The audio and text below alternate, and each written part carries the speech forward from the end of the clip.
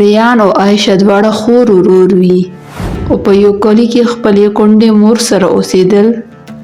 د دې پلار څو کاله مخکې وفات شوی وي او مور یې په ډېره سختۍ سره د کور خرڅونه چلوي.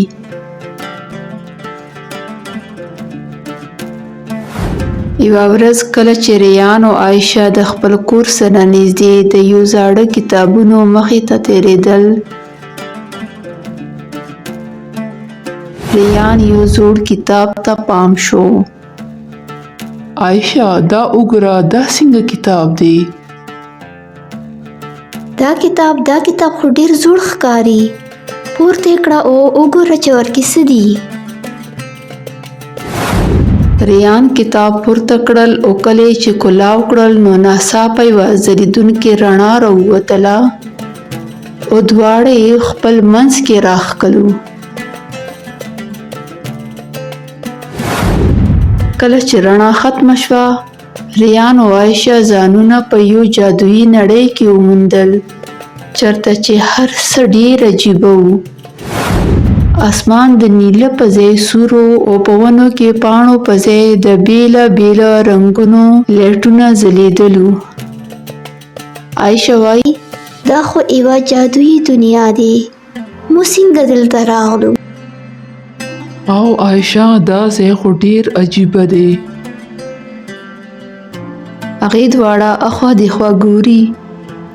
ناڅاپه یو زوړ سړی مخې ته راغی چې په لاس کې همغه کتاب و چې ریان پورته کړی و.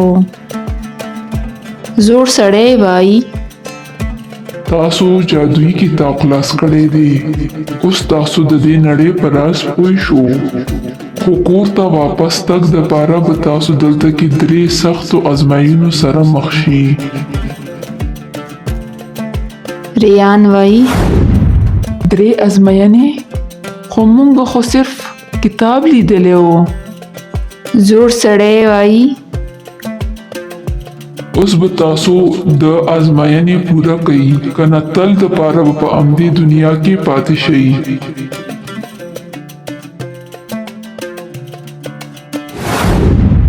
پهله ازموینه دا وه چې دوی به یو جادویي سیند پار کولو او هغه سیند هر شیبه خپل رنګ بدلولو.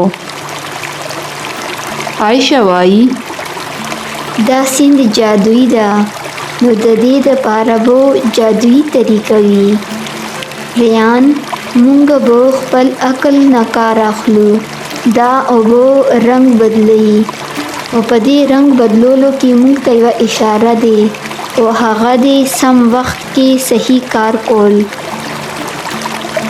ریان عایشه خبرې باندې پوه شو او دواړه اوبو جاج اخیستل شروع کړل. کله چې اوبه نیله شوې نو دی هغې سیند باندې روان شو.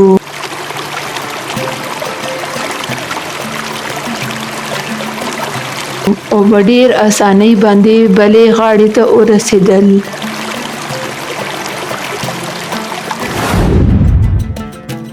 په دویمه ازموینه کې دې ته مخې ته یو غار راغلل او په هغه غار کې دې د یو غټ دیو سره مخامخ شو.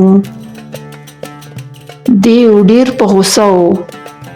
دیو وایي دلته د راتلنو جرأت مه کوه، کنه زه به مو تباه کړم. ریان په ډار وایي موږ به دې ته څنګه مات ورکوو؟ دا خو یو خونخواره دیو دی. عایشه وایي د دې دیو نه مه یریږه، د دې دیو به لازمي څه نه څه کمزوری وي. عایشه په غور سره دیو ته کتل شروع کړل. هغه پوه شوه چې دیو د رڼا نه یریږي. نو عایشه د جادویي کتاب کلاو کړل. کله چې هغې نه رڼا راووتله نو دیو شاته شو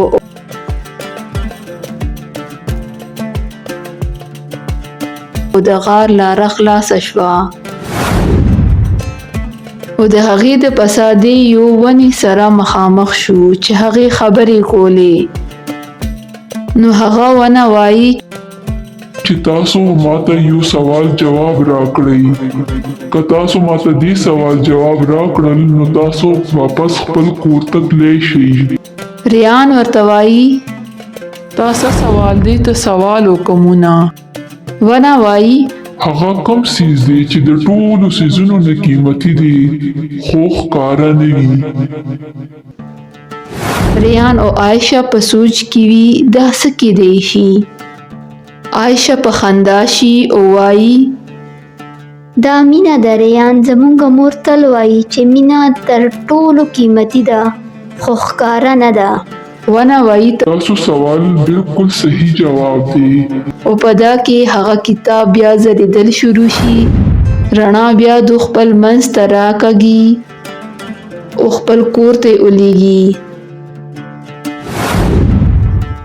ریان په خوشحالۍ سره وایي مونږ بیا کور ته راغلو. عایشه مسکا وشي او وایي مونږ تم یو سبق ترلاسه شو. مینه دنیا کې د ټولو نه قیمتي سیز دی. دواړه ورور خور مور ته ورسېدل او هغې ته یې غېږه ورکړه.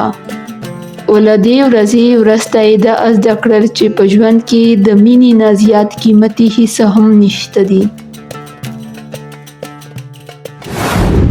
که تاسو دا ویډیو خوښه شوې وي نو دا لایک کړئ، زما چینل ایول سټوریز پښتو سبسکرایب کړئ او بیل آیکن ضرور دباو کړئ. د ویډیو کتنو ډېره مننه.